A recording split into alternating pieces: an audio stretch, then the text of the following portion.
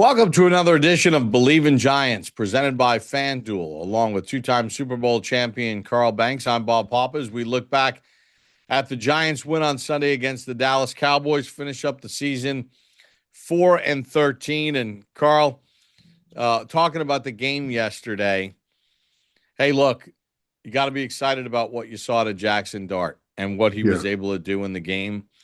Guys hit some milestones. My man Gunnar Olszewski goes for over 100 yards receiving for the first time ever. Um, I don't know where to place this right now because I know the whole draft pick thing and everything else. But I guess for the guys, I'm happy that they won. But by no means does this mean like, ooh, can't wait for the start of next season. There's a lot of work to be done. There's a lot of work to be done. The players acknowledge that themselves. The thing that um, encouraged me most was after the win to hear what Jaxson Dart had to say, to hear what Abdul Carter had to say. Um, it's it's understandable when people play the draft scenario game and loser take all. When you get to this point of the season, everybody is just in this loser take all mode, and no win is a good win. And it's understandable, but when people say, well, we missed out on a opportunity to have a franchise changing or franchise transforming haul of players. And I look at Jaxson Dart and I point to him and I listen to him and I said, that's your franchise changing guy. I look at Abdul Carter, these are franchise changing guys. Cam Skattebo, franchise changing guy. Yes, the Giants don't have enough good players, understandably. But when you talk about a franchise that needs a transformation, look no further than Jaxson Dart. And I really encourage people to hear his entire post-game press conference. He alluded to a lot of different things, like when someone brought up that the Giants hadn't beaten the Dallas Cowboys in 14 meetings or something like that. He says, What? What? He said, I didn't know that. Basically saying that has nothing to do with him. He's beaten the Dallas Cowboys. He's beaten Dak Prescott. So he's basically worried about changing going forward. Um, fans are, they don't relate directly to what he's saying, but the players in that locker room, they understand what that means. He is saying, I'm not associated with that stench. I'm here to make everybody's lives better. I'm here to put my hand in it, to quote him, to make sure this thing changes. And he used the word culture. Um, but then you hear a guy like Abdul Carter say something similar, right? Now, this is a guy who has completely transformed his whole attitude. Not and again, we're not talking about a kid that's reckless off the field. We talked about a kid that was tardy and didn't quite understand the commitment that it takes to be an NFL player, much less to reach his full great potential. And he got it. The light switch went on, and this is what you see. So the franchise transformers are in the building. Yes, you want to get as many good players as you want. There's no guarantee that the players you get are going to be what you need. Um, but I am encouraged by it. I'm excited for Jaxson Dart. And if you looked at him play yesterday, you should be really excited to watch this young man play. Um,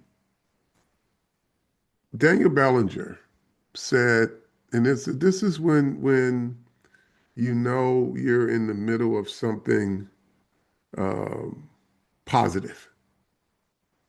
Daniel Bellinger said he's the guy that makes you feel like anything is possible. To have that belief system in your locker room is something that, yes, you do take that to the off season. You take that into training camp because you know you got a quarterback that believes in that. And you got players that believe in the quarterback. So as long as he has uh, been organic about that messaging and it shows, it's not just talk. That's the difference. He's putting it out there and he's putting it on the field. Because when he says, when I take the field, I believe I could shift the game. Listen to what he's talking about, folks. That ain't empty hot rhetoric. You know, he's talking about ball. He ain't talking about nothing off the field. He's talking about when he gets on that football field, he believed he could shift the game towards whatever his team needs. That's the type of player you rally around. Um, Again, completely understandable where people don't want to um, accept the fact that they won. They understand. People say, I understand players play to win, but it's the ownership in the front office's job to sit them. Well, that's just not what they do, right? Whether that makes them bad people, I'd like to think it's a matter of integrity when it comes to this ownership. Um, they don't believe in that. And let me just say this. To the level that we've seen it around the league, that's not what they do. So, um, but you got a player, you got two leaders right there out in front, a rookie that steps up and says, hey, I'm going to walk it like I talk it. You see it. You should be excited about that. Um, Tyrone Tracy, where, I had these online discussions over the last couple of days about, the value of lower round draft choices and, hits or misses. And he's the third player ever in the history of the franchise who start his first two seasons with 1,000 yards from scrimmage. The other two guys that did it, pretty good players in the NFL. Brandon Jacobs got on Twitter last night and said that Tyrone Tracy is going to be a household name. Loves what he's doing. Offensive line. Was it? Would they finish top five, top 10, something like that? J J Jermaine Illuminor was talking about that. My question to you though about all that is Bellinger going to be back? Is Van Roten going to play? Can you upgrade that? What about Runyon, Illuminor? Like, Hmm? I mean, I understand like by winning, you forfeited an opportunity to trade and collect more draft picks. Now that again, there's no guarantee that those players. I guess my point is I think this team has a lot more holes than you want to look at, right? Sure, sure. So I would like to think that Bellinger is going to be back, but we don't know about any of this until they get a new coach, or pick the coach that they're going to go forward with, which um, we'll see. Um, but what you do have is leadership in the locker room at the very top of the organizational chart. That's at your quarterback. That's at your best player, your best defensive player. These are your transformative players. These are the guys that are going to transform your organization. The question you asked is the question everybody asks every year. You know, if on every team, if you have guys that have contracts that are due, the next thing you do is look at, okay, what's our salary cap situation? How do we manage to get our best players re-signed? What players can we not afford? What players do we have to let go because we couldn't afford to not sign a certain player? Um, all of these questions, that's the football piece of it. Um, but Bellinger, I see no reason why he wouldn't be back. Young, talented tight end. I would assume that most, if not all, offensive coordinators would see value in having him on this roster. Um, we love Theo Johnson, but Daniel Bellinger is the Carl Banks to Lawrence Taylor, just to use this analogy, Let's right? pump the brakes on that one. Well, I'm not talking about from a talent perspective, but I'm just talking about the guy that one guy is in the spotlight, the other guy just goes and does his work, right? And he just all he does is catch passes and come to every game prepared. So, um, and that wasn't a literal analogy, but it's just one guy gets all of the and Theo's not Lawrence Taylor, folks. Don't take that out of context. Um, but just one guy who everybody talks about, they're wild by, some of the things he does. And Bellinger is just kind of a guy who shows up and catch footballs and knows his assignments.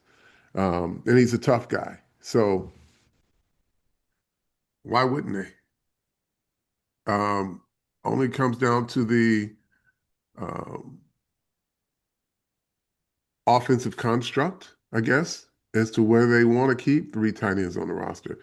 And one of the reasons they kept all these tight ends on the roster is because they didn't have wide receivers. They needed some consistency. Um, but 12 personnel seems to be working around the league.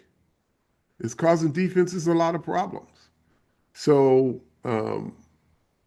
if you got guys who can be inline blockers and out act, and then detach route runners, I see no reason why they wouldn't bring them back. I would be surprised unless they went out and found somebody else. Kyle Pitts or somebody. He's pretty good tight end. Yeah, well, we'll see what happens with all this, right? Yeah. Because we don't know what I mean, they're not going to have $100 million like some of these other teams. So they're going to have to be smart. I think one of the things that stood out in the game yesterday, Carl, is the interior of the defensive line, um, from a depth standpoint, right? Darius Alexander certainly came on as a player. Roy Robertson Harris was a nice addition to this football team. But man, Dallas, when they wanted to, just kind of ran it, especially when they were playing, when Dak was in the game or whatever. I mean, Blue ran through them, and I think that's something that I don't know if it's schematic. I don't know what it is. It's probably a combination of everything, but that's an area that has to get fixed next year. It is. They have no depth. But they were supposed to have depth. Well, Nacho was on the sideline for the last month. When he plays, they're better. When he doesn't, you have Elijah Chapman in the rotation. And so your depth is what you said it is. It's not very good, but that's across the roster. People are saying, well, the Giants beat Dallas Cowboys backups. Well, there were a lot of Giants backups that beat the Dallas Cowboys backups. You had one starting wide receiver, a lot of backups on defense, backups on offensive line. I think the depth that has been developed best is the offensive line. Um, it's just you look across the roster, just a front line guy gets hurt. There's not a lot you put in. It just, you're playing with fix a flat. Right. You can't be 32nd in yards per carry allowed. Like that, that's last. And you're not going to win a lot of games doing that. One of And the it things didn't about get the game, better. It I didn't get know. better. That's the thing about it. It flatlined at 32. It was just baked in. This is what we are, and we just have to be better on third down if we could ever get to third down. The Bull did a good job again of coordinating and constructing a good plan for the Giants, but they do have personnel holes. They got things to fill. Carl, obviously the season's over. Coaches are getting fired. People are looking to hire people. No different than people in business, right? The new year kicks off and everybody's looking to upgrade their staff, their personnel. It's not that easy finding people, though. But ZipRecruiter's got matching technology that works fast to find top talent for you. And right now you could try it for free at ziprecruiter.com/audio. That's ziprecruiter.com/AUDIO. A lot of challenges, specialized roles, identifying qualified candidates from a huge pool of applicants. And Carl, ZipRecruiter helps you kind of streamline things because you don't want to waste a lot of time going through all these candidates when 85% of these candidates are not qualified or don't fit what you're looking for. Kind Mhm. of that's where ZipRecruiter comes in, streamlining things, which the Giants are going to have to do, streamline the focus. Yeah, they've got to identify quality candidates across the coaching spectrum, every position. Obviously, I think one of the top qualified coaches in this league right now is Carmen Basilla. Um, I like him. Uh, Charlie Bullen has a bright future, but I don't know if his body of work is anything that they would consider as a defensive coordinator candidate at this point. Um, and Andre Patterson. I think those are two guys on the roster that will probably get real serious consideration by any coach. Their resumes speak for itself. Mike Groh, who I personally think is a great coach. Um, I don't know what another coach thinks about him, but he got a group of misfit toys to work, to get an offense better at wide receiver. But everybody goes back into the pot now, right? You talk about finding qualified candidates. We see what we see every day with the Giants, and none of it's been good enough. None of it's been good. If it were good enough, they'd have more wins. Um, but it's just not good enough. And so all of those coaches have now got to reapply. And then if their resumes rise to the top, it it warrants them getting retained. But a lot of those guys are not going to have to worry about jobs. They'll get a job somewhere. But they're all in one big applicant pot, and the Giants are going to have to, and to a large degree, with the exception of Carmen Priscilla, a lot of those other coaches are just they're moved to the middle of the pack and or to the bottom, and they're gonna interview all the other guys because they know what these guys can do. And obviously, you make your case. Well, I didn't have my star receiver. Well, everybody in the league has to go through this in one way, shape, or form. Um, but the two established coaches on that staff, number one guy is Carmen Priscilla, right? Well, Um, listen, Carl, that's all part of that advanced database, right? yeah, yeah. So ZipRecruiter's number one rated hiring site based on G2. 4 out of 5 employers who post on ZipRecruiter get a quality candidate within the first day. See for yourself. Go to this exclusive web address right now, to try ZipRecruiter for free. ZipRecruiter.com/audio. That's ZipRecruiter.com/AUDIO. Audio. ZipRecruiter, the smartest way to hire. Look, a lot of these coaches, Carmen Brasillo, a lot of these guys are under contract through next year because that's when Dable's contract expired. Now, obviously, coaching salaries are not part of the salary cap, so it's not like owners have to worry about, we got to keep these coaches. I think some of these guys will get consideration. We have no idea where the head coaching search is going to be, but just talking to some people from around the league, talking to some people from the Cowboys yesterday, part of their traveling party. Hey, it's one of those situations where there's a lot of people that think that the Giant job is a very desirable job, right? And, it'll be interesting to see what kind of candidates they bring in for this situation. Of course, the general manager situation, at least if you believe what you're reading through a lot of the sources and a lot of the information guys, it looks like Schoen is going to be back as the general manager, which is, for our fan base that's watching this right now, let the tweets begin. Let the posts begin. I mean, there's nothing we can do about or say about this. It's like it's not our decision. And I know a lot of people feel strongly one way or another. If that's the direction that ownership chooses to go, then that's the direction. You got to roll with it one way or another. Yeah, like I said, as long as they're in that building, I'm going to root for success. And I'm going to root for Joe if he's going to be there. I want him to have success. I think, fans should want him to have success. If he's there, we want him to be successful. There are players on this roster that you're excited about right now that were drafted by him. I don't want to get into the hit miss because I'm indifferent at this point. I'm going to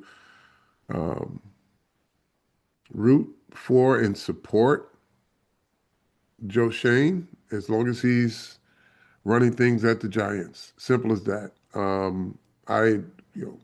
Whatever my disagreements are with him, via Saquon, made that known. The kicking situation that's ongoing, continue to call that a miss and a mess. But hopefully, this new kid lefty can get it stabilized. But people have very strong opinions. I'm not here to change anybody's mind. I haven't given an opinion because I'm going to support, and I'm not going to ask for a coach, a player, a general manager to be fired. So you can be upset with me all you want. I can't change your opinion, and nor do I even want to try. So whatever your opinion is, you are what your record says you are. So the results haven't been great. So if you feel like he hasn't done a good job, you're entitled to that. And we'll see what happens. We have no hand in that. We don't change the outcome of any of this stuff. The one other takeaway I would have from yesterday's game, just in wrapping up for me, would be kudos to the fans that were there, that braved the cold and wind and, that empty feeling. I'm sure a lot of season ticket holders gave tickets away. Maybe there were some kids there that were at their first Giants game. Yeah. Dressed in a Jaxson Dart jersey or whatever the case is. And they got to experience, a positive feeling leaving the stadium, and they got to see their team perform well and win. I know it doesn't mean much, but like as a kid growing up in the 70s and sitting through the miserable 70s, and watching the team just lose constantly, never be on national TV, never play any important games, never even thinking that the team could ever get to a Super Bowl. When you guys got to the Super Bowl, the feeling amongst us was, the fans, was that's for other teams. That's for other franchises. That's not for us. We don't belong in that party. And of course, you in 81, at first we got a little bit of a taste, but then we lived through the strike and the Mhm. miserable 83 season. But then you came along and that other players from the 84 draft, the 85 draft, the 86 draft, and suddenly it was like, wow, this is how the other half lives. So maybe for a couple kids that were there on free tickets from a neighbor or something like that, they got a chance to feel a little excitement and fall in love with Jaxson Dart and some of the players on the team. And that's what the other part of fandom is. Um, like I said, I didn't hear a single boo in the stadium from fans that were there when the Giants were having success. I didn't hear anybody say, no, don't score. We need the draft choices. Like it's new kids that are going to be Giants for Giant fans for a very long time. They wanted the Jaxson Dart experience. They wanted to see Brian Burns in person. They get to go and tell people what they saw, and they'll get to, the memory of him flicking the ball to um, Daniel Bellinger for a touchdown is something they're going to be talking about. If they never see another Giants game in person, that's something they saw live. And Yeah, um, I don't think a single fan there a single Giant fan was happy that Gunner didn't hit Manhurts for the touchdown. right, right. So that's the other side of it. And fandom is it's not complex, but people have opinions. That's why they're fans, and respect those opinions. I sometimes don't like the nastiness of those opinions because I don't think it comes from a really good place. And it's very bad energy, but people are entitled to that. And Right, we all want the and same thing. to that bad energy, Carl. I mean, at the end of the day, the team's at fault for creating that energy with a decade of losing, Sure, right? sure. You would hope there's always going to be a negative part, but Hmm. you would hope that um, there would be more success moving forward to sort of not be worrying about what the draft pick is going to be. Yeah, I look forward to those days, and I think they are um, within view with the quality type of quality player and humans that they are putting on this roster. They just need to get more of them and get more from them, also more out of them, and that's a coaching thing. Um, but I do look forward to the fans having excitement about the draft and going into training camp. And for me, I'm kind of in a wait and see mode. I am um, waiting to see, and then once they get a staff put together, I'm gonna still wait and see. Um, and people are gonna put their best foot forward. Whoever the new coach is, I'm gonna wait and see. And that could be up until training camp. I just want to see a standard get reestablished. Um, I want to see what their interview process is, right? You know, again, the PowerPoint flashy crew is one thing. I need people who are in the room that can ask questions about how you're going to make certain players better. What do you propose you do with your five defensive linemen that are all under contract that got to be on the field at the same time? Can you give me those schematics? What can you do with Jaxson Dart and this two-headed monster that's a running back? And you know, are you pass heavy? Are you run heavy? How do you integrate both? It's just a lot. It's a lot of things that when you're interviewing, yes, you should be listening, but you should also be asking the right type of questions. When You talked about Zip Recruiter. The interview process is not just about listening. You want to hear, but you also want to be able to challenge um, some of these answers. And then you want to ask them to expand on those answers. I think this process um, cannot be one where you have a good vibe about somebody. The vibes are great, but I want to know that you have the right guy who can structurally put your team together, um, commend the team. We've seen over and over again, you know, not just with the Giants either. The players, coaches are all fun and games until it's not. And then you have discipline problems on your hand. It's not just the Giants. You need someone who can set a standard. Here it is. I'm not negotiating. I'm not compromising that. Yeah, guys are late. Guys do certain things, but they have to know their consequences to actions. And it has to apply to everybody. It just can't be to the non-star players. Your best players have got to be able to deal with consequences also. But that's part of establishing a standard. Because when you establish a standard, guys don't want to be in that delinquent category. They don't want to be in the truancy area of, damn, I'm always late, or damn, I don't have my playbook, or damn, I keep blowing assignments.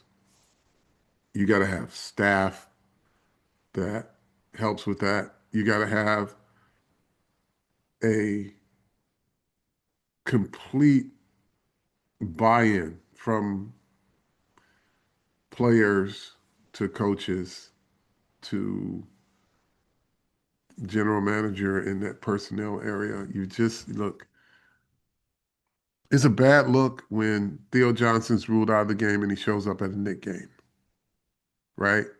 That's lack of self-awareness, right? But somebody in all of their daily duties have got to say, hey, if you're ruled out, don't be out on the town. Simple as that. That's part of it. There'll be more Knick games, um, but you can't be seen out on the town if you're ruled out. That is part of setting your standard. That is part of making sure that everybody is on the same page. When coach in medical, in front office, make the determination, these are the guys that are playing. If you've been missing practice and you're out, hey, you got to have the self-awareness. But somebody, as soon as that announcement's made, you've got a player development staff, you've got a PR staff, you have a coaching staff, you have a front office staff. Somebody got to say, hey, this is how it's going to work moving forward. If you're ruled out for illness and you didn't just have surgery, don't be seen out on the town other than dinner with your family. Right, and that's different than Um, being on injured reserve. right. If you're injury reserve, you can do whatever you want, but you just got ruled out of a game and you're smiling. Um, but that's the level of detail moving forward with this franchise that no detail is too small. And it's not being an asshole, and it's not being, I'm a grown man, I can do what I want. They're paying you. New York Knicks aren't paying you to sit in their seats. They love to have you, they love to have support.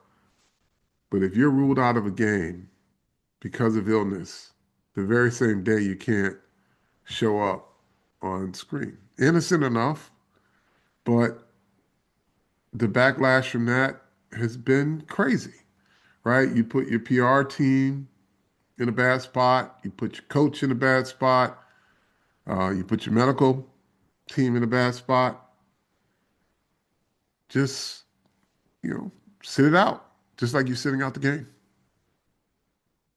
Well, just to wrap it up here, like the standard, I want someone in that when they talk about the standard, it's actually a standard that they have applied themselves, not Yep. somebody else's standard that you're hoping to import. I think Right. this organization's at a crisis point now where it needs somebody that's been there, done that, know how, not learn on the job. But we'll get into all of that as the candidates start to emerge and we find out where the interview process goes and the narrowing down process. You got anything else from the game, Carl? No, no, I'm proud and I'm happy that they won, and I'm proud of Jaxson Dart and those guys who put out the effort. So bright future for this franchise. Get him more players, get them more players, and move forward. But after today, unless there's something breaking, you know, I'm focused on business and exhaling from this because this has been an exhausting season. But, you know, y'all know where to find me if you need me. All right, how do we like to end this thing? Tell a friend to tell a friend. Believe in Giants. Believe in Giants.